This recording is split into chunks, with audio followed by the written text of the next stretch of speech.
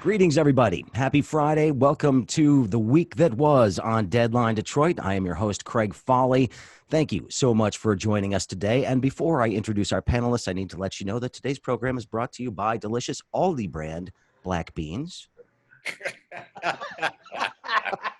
Aldi brand. They love Trump too, apparently. I don't know if they do or not. I'm just saying. Anyway, we'll get into that, I am sure. My panelists this week include, of course, Alan Langle, editor and co-founder of Deadline Detroit. Welcome back, sir. Thank you. Hello. Thanks for having me. All right. Our wonderful Nancy Derringer from Deadline Detroit as well, who has written some great stuff for you to read this week. I really like that piece on the developer, John Zemke, that was on Deadline. That's a good read, worth reading, and a lot of other good stuff that you've put up in the last few days as well. Greg Bowens is back with us once again. Consultant, business person, PR guy extraordinaire. Welcome back, Greg. American flag lover, too. I know. There you go. And Joel Sklar, a wonderful attorney, is back once again. Joel, it's been a while. We appreciate you being here, sir. Thank you. Absolutely. Thrilled to be here. All right. Well, let's just talk about this week. And I think we have to start with coronavirus because everything is centered around coronavirus right now. We are in the midst of what I've been calling mask wars in the last few days. The latest victim at a Walmart. I knew that things were going to get escalated when Walmart decided that they were going to put a mask policy in place.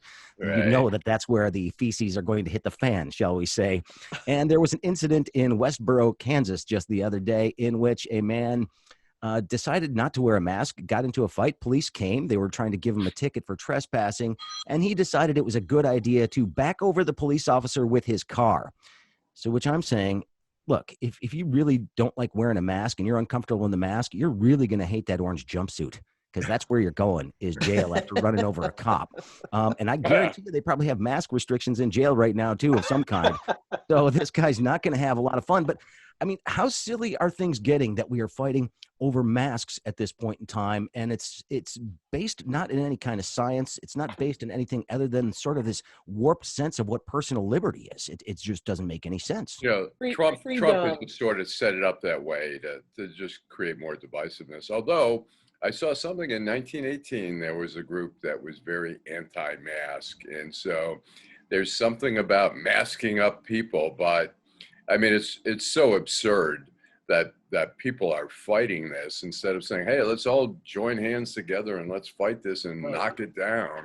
And it's such a clowns out there. Not intrusive. To have somebody put on a mask, it's not intrusive. It doesn't limit your speech, doesn't limit your expression, other than maybe not seeing your beautiful smile. But honestly, it's just not much of an intrusion on anybody's right.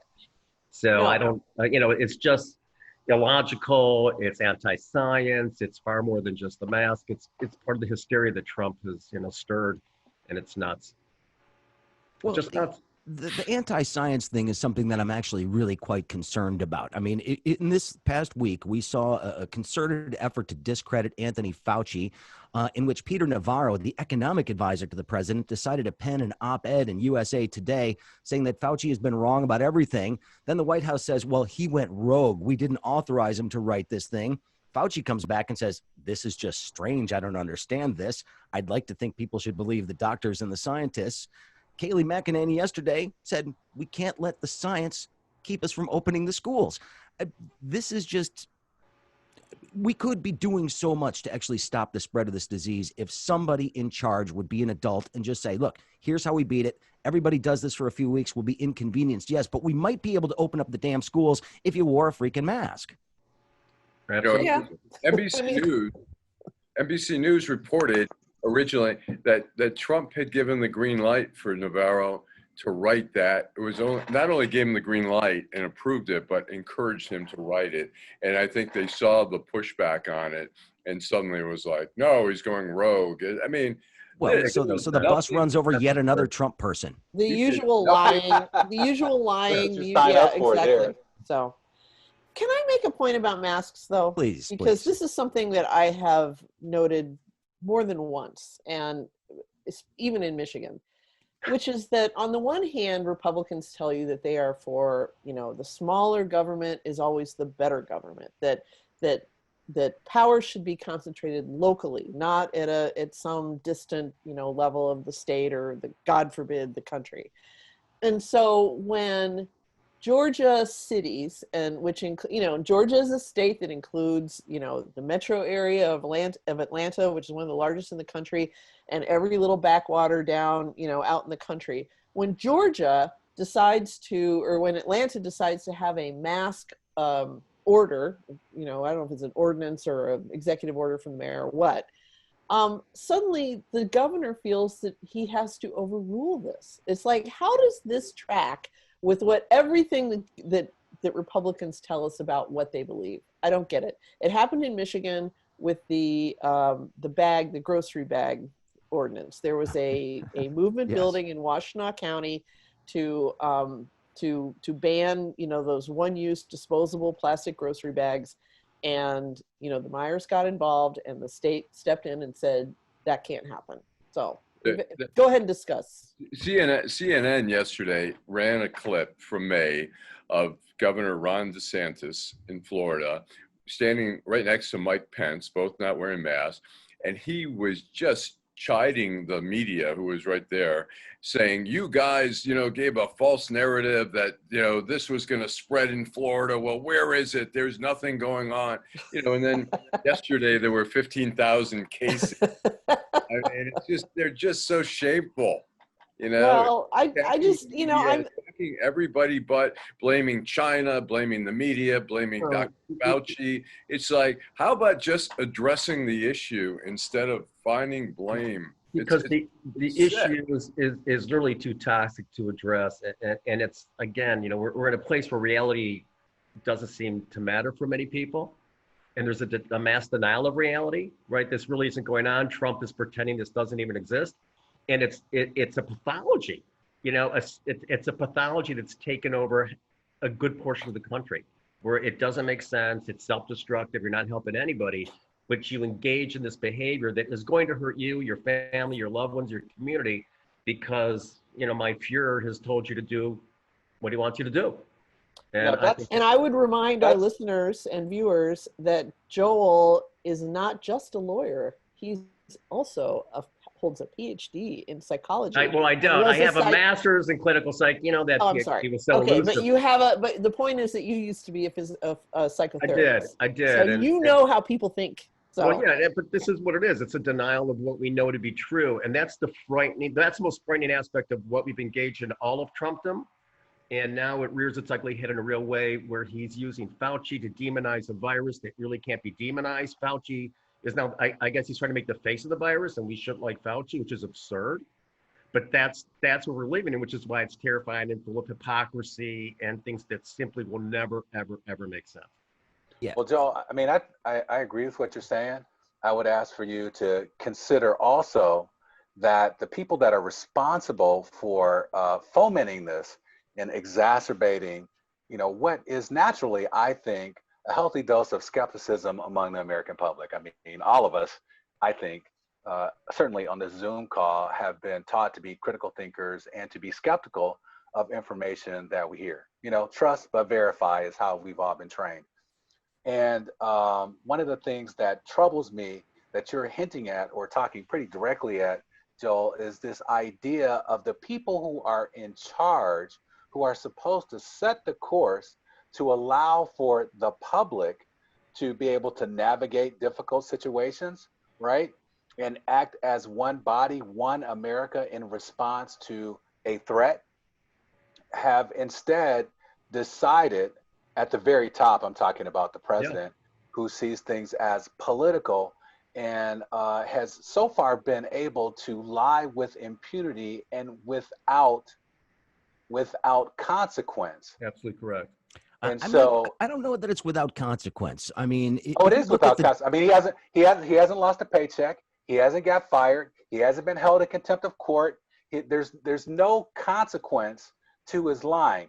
But for other people who work in the federal government, there are consequences for civil servants and ways that they can be held accountable.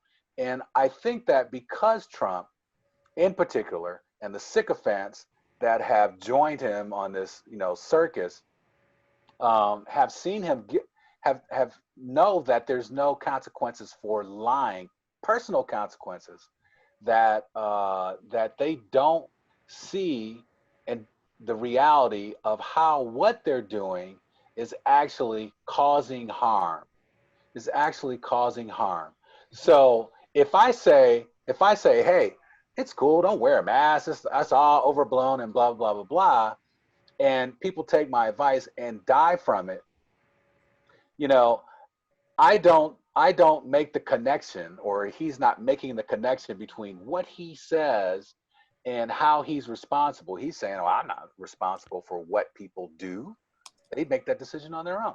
Well, I still think there are going to be consequences for him in terms of whether or not people reelect him for a second term. I think people are starting to see through this, especially the coronavirus crisis. To me, has really exposed all of his failings.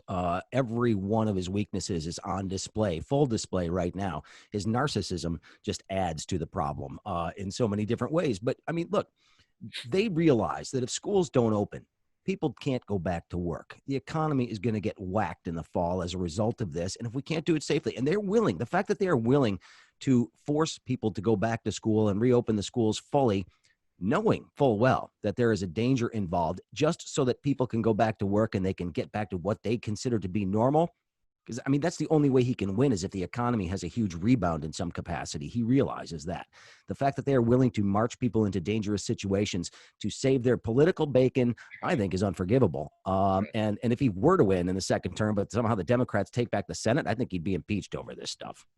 Yeah, Getting a second bite at the apple to impeach him is always a good thing. Well, I think they've got about 6 or 7 bites that they could go after him on, realistically. It's that disassociation. I don't really think that he really, it's like it doesn't matter. Nothing that he does matters. Nothing that they do matter. You can assassinate heads of foreign countries overseas, and it doesn't matter. You can bomb, it doesn't matter. It's this whole delayed reaction between an action and the result. And so when I turned on Fox, and it's like, oh my God, I tried it for like 2 minutes yesterday, and they're interviewing yet another barber in California who's refusing, like the guy up in Owasso, to close, right? And he's talking about, people are coming in here. I got people driving from out of state and da da da da da. And as far as I know, no one has contracted the virus. No one has come back and told us this.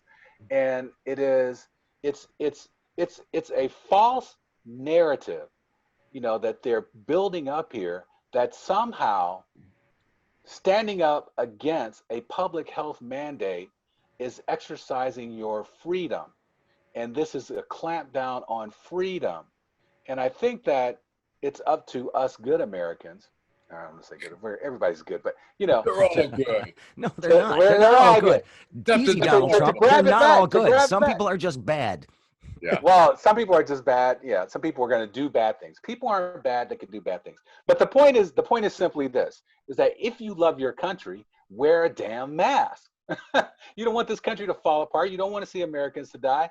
That's such an easy narrative, but it's not one that Democrats and people on the left normally embrace. And I think we probably should. I think Trump is going to flip though and say, people should wear a mask. Watch and see. Well, it's interesting now they're modifying the the GOP convention down in Florida. They're trying to figure out, because they realize the optics are so horrible. Well, good idea to move it to Florida. I think people are still place around. Yeah. And people are still kind of, some people who were not condoning the Tulsa thing. I mean, seeing people lined up and then seeing, a spike in cases. The governor got sick. The governor of Oklahoma has COVID. Got the virus. I mean, who is advising Trump on this thing? I mean, I think he's driving. Jared and Ivanka, I think, are advising Trump on these things. I think they have more sway than anybody else. Well, I think he's driving the train. I think his message has been, look, last time I did not change the way I behaved and I won. So don't tell me how to act. I'm going to do my thing. And that's, I think, the message there. I think probably some of the people are horrified with the campaign that he's running, but, It's a denial of truth. That's his campaign, is a denial of fact. And you wonder how long he can sustain that, because the facts aren't going to get worse. They're not going to get better. And he's counting. He's trying to create a race war here. Yesterday, he was talking about the fair housing laws that Obama had. Oh, had yeah, you're put going to in lose your place. beautiful suburbs. And he said we're going to take care of that, because if Joe Biden comes into office, he goes, guess what? He goes, they're going to let it go, and you know what's going to happen? There's going to be crime, a crime wave, and your property values are going to go down. He's basically saying, if black people move to the suburbs, you people are screwed. There's going to be a crime wave. I mean, you can't be any more fucking. Oh, excuse me. No, that's all right. The internet. Is his campaign now overly white supremacist? Is that where that campaign is? Is it an overly, is it overtly a white supremacist movement that he's actually championing? White supremacist, but white grievance, I think, is probably more apt, because, you know, you have everybody. If you call somebody a racist, they will back off. And then, but, you know, you can point out all the things that they do that are indeed racist, and they'll still say, well, I'm not racist. I don't see race, which is absolute bullshit, you know, because everybody sees it in some capacity. But yes, I think he's definitely going for trying to make white people feel like they are somehow the victims of some sort of concerted effort to overthrow the rule of the way things have worked here. And it's just, the evidence isn't there. But you can scare the people to death about this kind of stuff. But you go back to what Alan was talking about, you know, with the Fair Housing Act and all this. It's like we're going back to L. Brooks Patterson in the early 70s with the busing issue. It's the same crap that we were dealing with 50 years ago, and it's back again. And, you know, he seems to think that there's a path to victory on this. And I think people like me and everybody else that's on here and journalists need to start poking holes in these things and pointing out when indeed it is racist. He is running on a racist platform right now that we have not seen since George Wallace. Don't you think that's happening though, Craig? I mean, I've got a lot of problems with the media. I think that we've really been flummoxed by how to cover this man, because we've never had to deal with somebody who was such a bad actor before. I mean, all of our journalistic values about, you know, covering both sides and, you know, presenting all this stuff are based on the foundation that people come to the marketplace of ideas, you know, as in good faith. And this is a man who does not deal that way. And so I primarily read the local Detroit news sources, a handful of online stuff, the New York Times and the Washington Post. And I can tell you right now that the Times and the Post, oh, of course, Deadline Detroit, yes. But I can tell you right now that the Times and the Post are saying right up front, you know, they're not saying, they're not using the L word so much. They're not saying the president lied, but they're saying this is a false statement. This is not true. I mean, they're being as explicit as possible. And I think I heard somewhere that yesterday on Fox, of all places, they had somebody like break into one of his, you know, his freestyling at the podium to say what he just said, that's not true. So, you know, maybe there's hope for Fox eventually. But well, Nancy, you bring up a really good point, Nancy. And one of the benefits, I always do. Yes, you do. You do. That is true. One of the benefits, I think, of us having to endure Trump during his presidency for the media is that the media has now gotten better at not doing false equivalencies, of doing what you just brought up, trying to get both sides no matter what. Because when the other side is completely, you know, bananas, there's no reason to present it as if this is the truth. Or exactly. You know, and I would even correct you there and say the other side is not bananas. I mean, I think we do them a favor when we assume that they're crazy or unreasoning or whatever. In many cases, not every case, I mean, but in many cases, the other side is just, they're evil. You know, they're lying. They're doing now this that's on a worse purpose. word, Nancy. Well, I know it is, but I mean, when somebody is out in front, you know, basically knowing that they're telling they're you know, that they're lying and they're doing it anyway. I mean, what else do you call it? No, and there's no comment from those who know better. There's no comment from there's from any other leadership in the party. There's no comment. There's no condemnation. There's no correction. Well, that's the big silent indignation or just, you know, with Trump is Trump. It diminishes what he does. Yeah, with the exception of the Lincoln Project people, and so I think there's now Those Republican people are vote against badass. Trump. Yeah, no, And they do a phenomenal exactly, job. and But that's not the leadership. That there's no you're right. Republican who's coming forward who's saying, other than Romney, quite frankly, who does call it out when he does, on occasion. We don't Yeah. see that. And Yeah. so again, it's this denial of truth, which is a terrifying thing. There's a denial of actual fact and historical fact, which is a terrible, that scares me. Well, That's Absolutely how you know bad what? things keep happening and roll and momentum grows and it spells doom. And that's kind of the road we're heading down in this country. Well, Mhm. one thing that actually makes me think a little bit, though. I don't know if anybody read in the Washington Post. I know you did this morning, Nancy. This piece about Trump's odd masculinity. Yeah. I mean, it almost seems as if the Washington Post is intentionally trying to push his buttons with this one. And I quote the line basically said, well, you wanted a woman president. Well, basically, you had one who's been menstruating for the last 3.5 years. 1,300 days.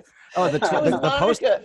It was Monica Hess or Monica Hessa. I don't know Yeah. how she pronounces her last name. She's their gender columnist. She writes a lot about women, feminism, and so forth. But from a very refreshing, she always has a take that I'd never considered before. And I think she was talking about how so many of his supporters think of Donald Trump as this incredibly masculine, this alpha male kind of character. And she said, he's really a mean girl with a burn book. He's just, he's flighty. He lets his emotions lead him where he doesn't pay attention to facts. It's all about how it affects him and so forth. And it was very entertaining to read. It was an entertaining read, but like I said, that's the kind of thing that he'll see and just be livid over.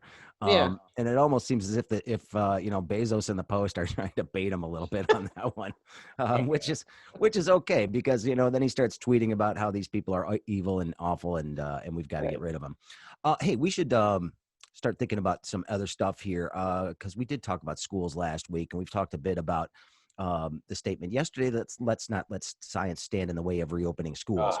You got to be kidding me. I mean, and that just let slip what I think, we all know. Science be damned. We're sending the kids to school. It's like the Scopes trial. It's like 1920. We're science. Yeah, where's William Jennings Bryan? That one is going to be remembered right up there. His top advisors, his daughter, to be hawking Goya products on the Resolute desk in the Oval Office the other day.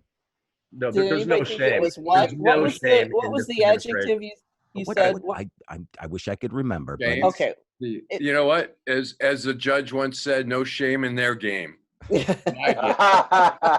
game, man. There's no shame. I'm taking off my shirt now. Yeah. The only thing about that was surprising, and it was only mildly surprising, was that Ivanka was in on it. If it had come from Don Jr., it would have been totally unsurprising. But Ivanka still thinks of herself as this sort of angel floats, because she's so pretty, and she's so blonde. For her to actually do that was pretty bad. But the worst thing about this, the Goya canned bean line, which is all that is really good. And I'm sure it is. They are whenever I'm in like Honeybee or any other place with a large enough Latino customer base that they carry them, and my local Kroger doesn't because I live in Whiteville. I really try to. What does that mean? I try to stock up on Goyas, and I love their black beans. They also have a slightly larger can, so it's if you're making something a little bigger, it's anyway. I love Goya beans, but now I feel like I have to condemn them. I mean, but it's just I will never eat another Goya bean. I'm not going to boycott the product. I mean, the president of the company, gets an opportunity to have an audience with the president of the United States. You're going to try to say something positive, right? And I mean, but talk about the transactional nature of this guy. Oh, you said something nice about me. I'm going to hawk your product in the Oval Office, which is just, I think might be illegal. I'm not sure. It is illegal. Definitely a violation of the Hatch Act. Yeah. I need to invoke I may have to invoke the Miles Davis rule. Okay. I may have to only boycott them through the summer. The Miles Davis rule is, of course, the guy was a despicable human being and a spectacular artist, and so I still listen to Miles Davis music, and I can't quit him. Of course, he's dead anyway. But but Goya may fall into. That's going to be the Woody Allen rule. Soon Yeah. enough. Yeah, that's coming next. Actually, Woody Allen's he's still canceled in my house. I would say, Well, you know, love those movies. yeah, Can't help it. Love those movies. Okay. Well, Go ahead. For the presidential seal, they should start renting that out, like, to Nike and whoever else wants to buy it, He'll probably do that after he leaves office. I think he'll come up. He'll change one little thing. He'll like remove one one of the arrow stars from the off. Eagle's talons, and and oh, then and it'll start become having the different. presidential seal next to the Trump name on his buildings and stuff Oh, like I that. think absolutely. Wearing I think Nike Well, cap. he could do his Nazi-esque eagle that they designed a couple of weeks ago and put that up there, and that could be his logo there. So, well, you know what? all right, That would be cool. We'll just paint Black Lives Matter in front of every building. all right, we've got to move on here to a couple of things. I wanted to get to the story. This is a local story. We had something about it on Deadline Detroit not too long ago, just a couple of days ago, as a matter of fact. But a really bizarre story about a teenager who was on probation, and was part of her probation was to get her schoolwork done online. Did not. She was put in jail, and now you've got Dave Coulter, the Oakland County juvenile detention, but juvenile detention. But still, I mean, she was incarcerated for probation violation when she didn't complete her online classwork. And you had a number of people who are now asking questions about this. It was in the Birmingham Public Schools. This one sort of touched a nerve for a lot of people because, she's a kid, and she's black too, and she's got some special ed needs, I believe, which make concentration, the online learning situation difficult. Very difficult for her. I mean, she needed support. She did not need punishment. No, it's the reason why this is taken off is because it is the poster child, excuse the pun, of how our system, the legal system, the educational system, is unfairly punitive to Black and brown children. An infraction. I used to tell my kids all the time, look, you are the raisin in the oatmeal in that classroom. If something's going on in the back of the classroom and you're back there with them, they're going to see Joey, Louie, and you. But they're not going to remember Joey and Louie. They're going to remember you because that's what they're drawn to. And you're going to be the one to get singled out first. That's who they're going to remember. And the issue of bias is something that we've seen in education. And I think that's why people are really ticked off, because it seems so obvious. And it's so messed up, man, that we are born into what is essentially a racist system. Mm-hmm. We sort of learn this, and then we have to fight to unlearn biases, no matter what color you are. So I think that's why it's like. Geez, Greg, do you have to make everything about race, man? But, I tell you what, stop being racist, and I won't have to do it. Sorry, I didn't mean to interrupt you, Joel. No. When the racism becomes institutionalized, it becomes so much more difficult to take the poison out of the oatmeal, as it were. It becomes that much more difficult to remove it, and I see it a lot in with young Black males who get stopped for no reason. There's an unlawful stop. They get busted. They may have drugs. They may have a gun because they live in a god-awful neighborhood. And then they will go to prison unless they get private counsel. And that's part of it. And so you have young Black men who should never be in prison because they never should have been stopped. And it happens all the time. And that's a structural problem that's never been addressed. Is why somebody with money, and it could be anybody, could be, you got money, you're going to get a day in court. You're going to find a motion to suppress. You're going to fight these constitutional infractions. And you may never have a record, you may never go to jail. If you don't have money and you're a young Black male, you're gonna get stopped because you're a young Black male and for no other reason. And God forbid you have something on your person, you're going to go to jail, you're going to have a felony that you never should have. And that's gonna follow you the rest of your life. And I've never heard anyone really, even the judicial system, talk about that inequity, which is the institutional racism that I see because I do the civil rights work. And the cases I get are when where a judge says, what the hell happened here? Are we in Russia? Why did you stop this guy? I bring this civil suit, but thank God there was a criminal defense attorney who filed that motion to suppress that if you get appointed or assigned counsel, you're not going to see. And it's devastating to the community. And I see it all the time. Well, and the other thing about this case is this. that mother who had been dealing with her daughter and, you know, her oppositional defiant behavior, as it's been reported, is something that lots of people go through. But for her, you know, making the decision to call the police in the first place is not like, you know, the Leave It to Beavers making a decision to call the police. You know, as a black, or you know, as a black person, that when you call the police and you put your kid in that justice system, you're praying and hoping that what you know normally happens won't happen to your kid because you're going to be on top of it. But this particular situation to me shows that it doesn't matter, man. You can be a parent that's trying to do the best that you can. And if you're black and you put your kid in that system, there's going to be some serious consequences that other people might not have to face. And if you're white and you're poor and you can't do what Joel is talking about here, you're liable to get the same thing too if you don't get the benefit of the doubt, you know, of a bias leaning in your way. Absolutely. Right. It's a lot of racial inequity and economic inequity, and it's just the impact is devastating. It ruins lives. Well, And okay. and let me say this one last thing, Craig. I think that may be the thing to get people to understand the sort of bridge is that your whiteness is not going to protect you all the way. It's going to protect you a little bit. Mhm. It's going to you might give you a little nod, but if you ain't got that money, man, you ain't got that bread. Yeah. You know, well, we could do a couple of hours on what we need to do to provide better defense for people who can't afford good counsel. I mean, that's just something that needs to be addressed, I think, in just about every jurisdiction in the country. There's only a couple of places that are doing it halfway decently, and it's not that these people don't want good counsel or, you know, don't want to do a good job for their clients, but they're just overwhelmed. I mean, you know, They're it's overwhelmed just and underpaid. You know, if you get exactly. $125 to represent this person, are you really going to put in the time to, or, you know, if there's some flat fee that the state's going to give you 500 to do a motion to suppress, look through the record, make the argument, write the brief.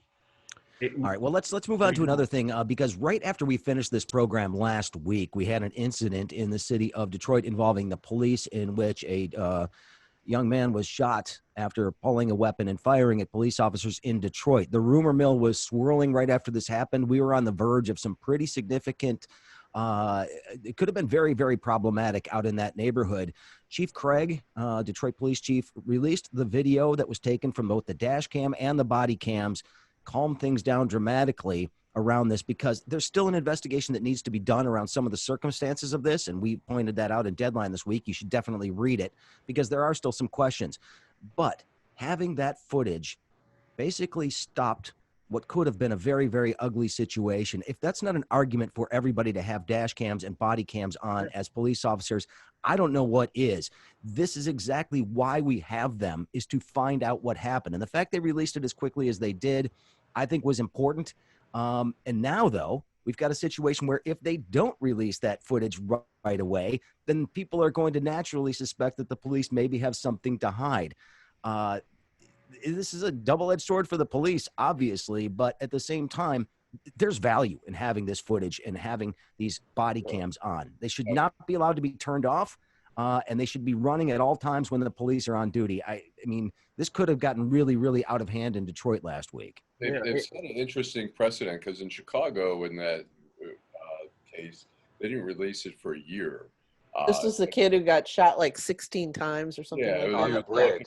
And here they released it within hours of the incident. And I think they've created a precedent here.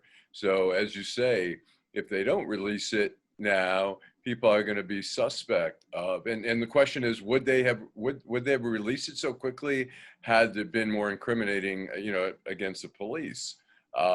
And now it's, you know, when potentially incriminating the police, they're going to be obligated to release it. And if they don't, there's going to be, you know, more questions raised and more controversy.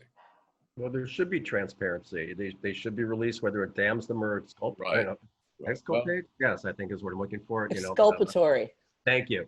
I knew it was coming someplace, but you would think there should be transparency under either way, whether, you know, good or bad. So I thought what Chief did was a good thing. I watched that video. I was like, wow. And in real time, you see the dangers that, you know, I have a lot of respect for law enforcement. These guys go into dangerous situations, and they and it showed you then how things are fluid and sudden. And it was like, wow, this is real life. This isn't, you know, a movie. you know, for I me, will be curious to see what happens when we hear more details about what led up to that confrontation in the first place. Yeah, I mean, that's fair. his boy had already been handcuffed, and he was the shooter Yeah. was walking away, or was he next? Was that the deal? yes. Were they like, don't move, you next, or what? Well, And my understanding is that Greg, they were basically looking for him as well, based uh, in connection with that shooting that had taken place on the West Side a few days earlier on July 4th weekend. But that's the latest that I saw. But like I said, there's going to be some more coming out of this. I think there's going to be a much more thorough investigation that's going to take place as to exactly what happened. But That was yeah. about as clear a case of suicide by cop as I think I've seen in quite some time. Well, the thing that did you guys get any more details on when the shooter was on the ground? Allegedly, one of the cops came up and shot him point blank in the head. Well, that's what they're looking at right now. yeah. I Okay. think the issue there is, I mean, we've watched it. You need to read Deadline Detroit, Greg. We had a story. I do read Deadline Detroit. Take That's a where I look. got it from. A lot of the I mean, we watched repeatedly. I probably watched that tape at least 15 times, and there is, I mean, there is a point where the cop walks around. There's a guy on his back. He's down. He's been shot 3 times already. Yeah, the shooter is on the ground, and the cop walks around. And there's about a 3-second walk, and the question is, they are saying that he was shooting on the ground, and there is some evidence. You see some cops suddenly recoil and jump backwards, like something's still going on there, and the guy fires the last shot. So, it's not totally clear. I mean, we've had different people watch it, and we've had some law enforcement people that we know watch it, and it's certainly worth looking at closer and making a determination whether that last shot was necessary. There are some people who just say, look, he gave up his right to live after he shot at the cop, and tried to he shot right at the cop's head, which was frightening from about 3 feet away. Yeah. And so, when you do that, I mean, I'm scared when I get pulled over by a cop. I put my hands on the wheel. I don't talk back. I just don't trust that, I'm going to have a reasonable conversation. And so, Yeah. You look dangerous, Alan. We're gunning for old Jewish dudes now. That's right. Always been a target. All right. You know what? I mean, we're joking about this. We're joking about this, but it does bring up a serious point. This laughy jokey right here, Nancy notwithstanding, and that is That's how I deal. Is even if you're guilty, we expect law enforcement to bring you in so that you can be prosecuted, not make the determination there. So an arrest should not be a death sentence. You're absolutely correct. I mean, officers, they're sworn officers, and they're sworn to uphold the Constitution. Right. And so they're trained on what the constitutional parameters are. At least they're supposed to be trained on what the constitutional parameters are. And follow it. You're right. They're not judge, jury, and executioner. Law enforcement fulfills its purpose, and then it goes, just like law and order, goes into prosecution. Is there a charge? And then, goes to court. So you're absolutely correct. Officers have to act within the constitutional, confines. That's what they're sworn to do. That's what we expect them to do. So if I'm telling my kids, roll down the windows, put your hands on the steering wheel, yes sir, no fight, you wait till we get you, and then we get a lawyer and we'll fight it out there, but you don't do it on the street. If I'm freaking out every time I get pulled over and I'm doing it, and now if Alan Lingo, old white Jewish dude, is freaking out when he gets pulled over. That's just because those pesky felonies keep coming back to haunt him. And I'm like, okay, sir, can I reach in the glove compartment? Get that. I ask permission for everything. I don't trust some of these guys that they're gonna, be okay. And then most of the time it's good, but I've had some cops who really try to be hard asses, and I don't engage them because I don't want to deal with it. Well, Yeah. public transportation avoids a lot of those problems. But hey, Not All really. right, They all got right. So transit cops, man. that's true. That's true. I did get harassed to see if I'd actually paid my fare on the queue line one day. So that did happen. And But did you? fortunately, Did you, I have sir? paid. I always pay. I always Did you pay. have a receipt? It's on your phone. You just have the app and you just show them your phone, and it's like, here, look. And they look at what time, because a lot of people will, when the transit cop gets on, will push in the fare on their phone right away. But he can say, if you did it like a minute ago, I know that you weren't paying, and I'm going to give you a ticket. It's kind of funny, but all right. So we got to move on here because we're running out of time. And of course, one of the features of this show every week is, of course, the Schmuck of the week. And there is no shortage of potential nominees this week. I think we've talked about a lot of them. But I'm going to let somebody go first this time. Why don't we let Nancy Derringer go first today? Oh, good. Then I get the first shot at Judge Mary Ellen Brennan, who was the judge who sent that girl that we talked about before to juvenile detention for missing her homework. So that's, and then I saw today we have a story in Deadline that says her husband, Judge Brennan's husband, is defending her because he's saying he was trying to protect the mother because the girl had fought with her mother physically. And his name is Lennon. And so I nominate Judge Mary Ellen Brennan Lennon. Okay. But so there you go. I yield the floor. A fine nominee. Let's go with Greg Bowens. Who is your schmuck of the week, sir? My schmuck of the week are these Michigan sheriffs that refuse to enforce, the mandates. I didn't know that as law enforcement, you could sort of pick and choose, No. Well, actually, Yeah. I did know. I know that they have, law enforcement has wide discretion, right? Prioritizing.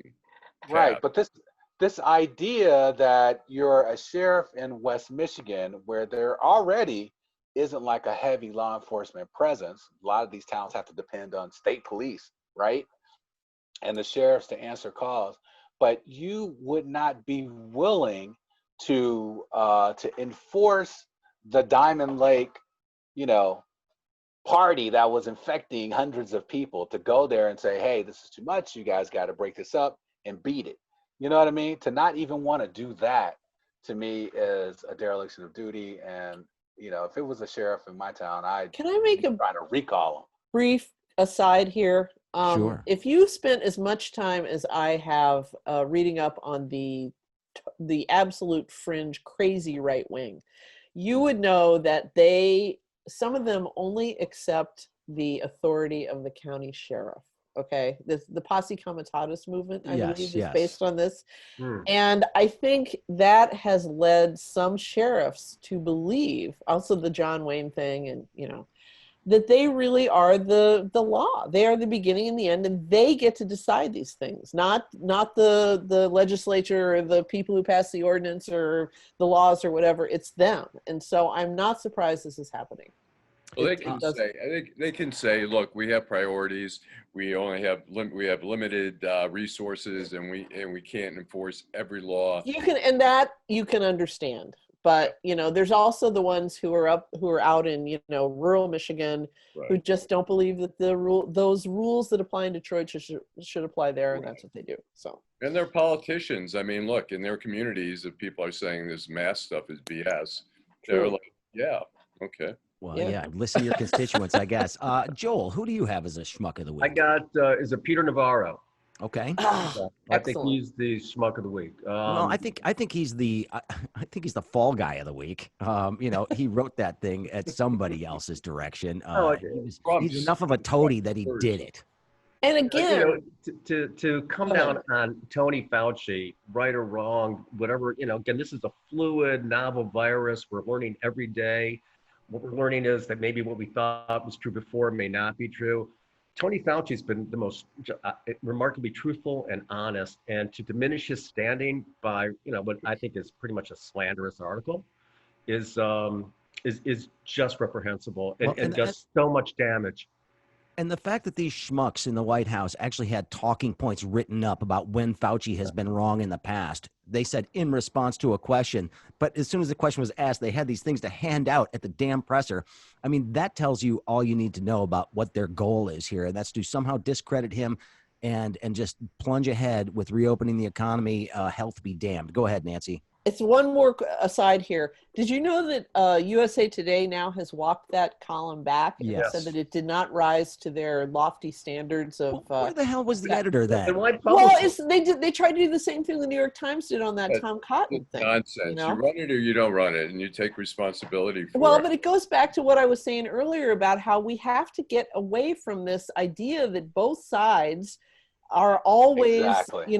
always good faith players. It's like Mhm. some people they're just schmucks. So Schmucks. that's what we do. So anyway, Well, speaking of schmucks, Alan, who you got? I'm going to go with my vote is for Chuck Woolery. Oh, yes. Best. I used to watch his show. I thought, and then he made this. I'll take the spotted Dalmatian for $100. Yeah. And he made the comment saying that, how absurd this was at the CDC. Everybody was lying about this whole COVID thing. And then suddenly it's like, never mind, my son's got it. This is serious. This is Yeah, it's sad and ironic and God. It sort of reminds me a little bit of the Holocaust deniers saying, no, that never happened. It's not. I mean, where are these people every day? And suddenly they're like, oh, never mind. Wait a minute, it is real. I mean, just so asinine. And that Trump retweeted his tweet saying it was all, this whole thing was a hoax. It's just thanks, so Mr. dangerous. President.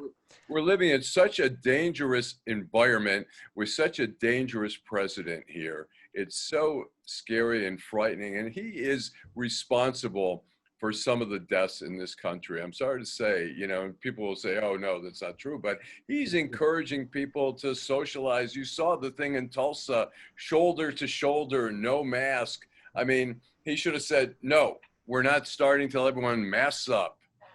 But Herman Cain is to be a believer now because he was there too. Yeah, and he was pretty ill. Coronavirus. And the governor of Oklahoma now has the COVID, and it may not have been from there because I think it was more than 2 weeks that he's.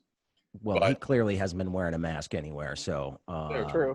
All right. Well, here I've got my schmuck of the week, and this I think is sort of an extension of what Alan was just talking about, like how far we have come. There's a guy named K.W. Miller who is running for Congress in Florida. He is technically an independent, but he's also one of these QAnon candidates. And so he's had some interesting things to say over the last couple of days on Twitter. One of the things that he said was that soy milk turns you into a liberal because it has a bunch of estrogen in it. I thought that was interesting. And that's what he said. Don't drink soy milk. He said, don't be a soy boy. Because it'll make you into a girl. It does stimulate estrogen in women, but go ahead. So, but then here's my favorite part. This is the same guy who said that Beyonce is faking being black. She's actually Italian. He's one of those people, and is a Satan worshiper. But here's my favorite one. This came out yesterday. I mean, don't get me started. You can go down this QAnon rabbit hole for a long time and just come out stupider than you went in. But so K.W. Miller's tweet the other day was, most white women join Black Lives Matter just to fornicate with black men. Wow. Wow. I mean, why do you even talk about this kind of stuff, man? Nancy, this is the crazy shit. I mean, stuff I was talking about. Greg, It's out there. I'm gonna meet. I'd like to meet up with you later, just kind of quietly. But the problem is, are we doing a Black Lives Matter protest, Nancy? There's a whole Black theory. Lives really gonna matter here? There's a whole theory of organizational psychology Uh-huh. that says everything flows from the top down. And so if you have a schizophrenic, insane leader of your organization is going to be schizophrenic and insane as well. Well, And that's all this is. It's just everything's flowing down. So you're getting this crazy guy from Florida. It's just, it's fruit from the same tree that Trump is, right? It's just crazy, insane shit, quite frankly. If you live in Jupiter, Florida, from the top down until the top is removed, it ain't going to change. Well, I said the QAnon stuff is just. I pulled into the Grosse Pointe Woods Park pool park gate today to do my morning swim behind a car with a Q sticker on the trunk lid, proving that I live in the dumbest of all the places. All right. Well, we've got to wrap it up here, but I want to make one recommendation before we wrap up today. I've been rewatching the National Park series on PBS, the documentary that Ken Burns put together, and it's been rebroadcast this year. And I highly recommend that everybody go back and check this out if you haven't, because my favorite thing about this is listening to these incredibly well-written and eloquent letters from both the people who were supporting the creation of the national parks and the politicians responsible for actually implementing the program. Listening to Roosevelt speak, listening to Teddy Roosevelt's speeches, reading things from John Muir and people gives me faith that humans actually do have the mental capacity to make good choices and actually write well. It is so great to listen to, and hopefully we can get back to those days where we are actually thoughtful and thinking about others and not just ourselves, because that is where we need to be. That is my sort of lesson for the day. Go back and watch it. It's really, really good. So I would like to thank everybody. Joel, we appreciate you coming back, sir. Thank you very much. Always fun. Greg Bowens, always a pleasure, my friend. Thank you. Yeah. Thank you. And Nancy Derringer, Alan Lengel, we appreciate it very much. Thank you. Also, thanks to Michael Lucido for engineering this broadcast today. Don't forget, it will be available in podcast form a little bit later on today, and the video will be at deadlinedetroit.com as of tomorrow morning, I believe, is when it's going to be put up. And if you like deadlinedetroit.com, we could use your help. We are memberships, $3 a month is what it starts out at, to keep independent journalism alive in your community. We certainly do appreciate the support that we have been getting, and we can use all of it that we can get. So thanks, everybody, for doing that. And Alan. Hey, stay home safely. And wear a damn mask. Wear a mask. Wear a mask. Mask up. Have a good weekend, everybody. My name's M.L. Elric. I'm an investigative reporter and a connoisseur of fine yogurts. I know a little bit about Detroit. I know a little bit about deadlines, and I'm asking you to become a member of DeadlineDetroit.com. Like me, I'm not asking you to do anything I wouldn't do. I'm making a monthly donation. My wife is making a monthly donation. I know that seems redundant, but they need the money, and the money goes to a good place. Getting the story out, getting the truth out. Because if we don't support local journalism, there's some people a couple blocks away from here who are going to get away with a whole bunch of stuff that's going to cost you a whole lot more than just a few bucks out of your pocket every month. Go to DeadlineDetroit.com, become a member. You'll see it's really easy at the top of the website. Give early, give often, give generously. Just give a damn. That's the best way I know how.